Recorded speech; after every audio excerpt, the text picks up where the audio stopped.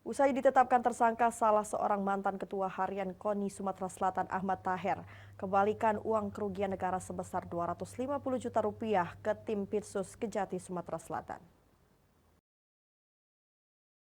Tim Pidana Khusus Kejaksaan Tinggi Sumatera Selatan terima pengembalian uang kerugian negara dari salah seorang tersangka Ahmad Taher korupsi di Komite Olahraga Nasional Indonesia atau Sumatera Selatan.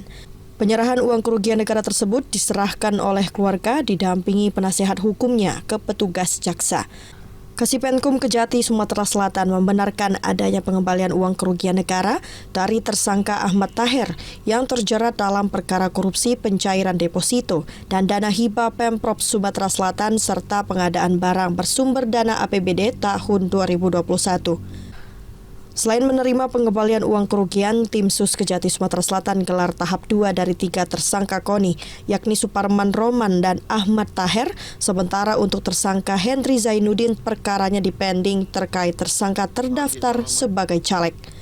13 November 2023 sekira pukul 14 itu ada pengembalian kerugian negara itu sebesar Rp250 juta itu dari tersangka AT. Yang diserahkan melalui pihak keluarga maupun PH seperti itu. Untuk nominalnya? Penyidik. Nominalnya berapa? Rp250 juta. Itu kasus apa?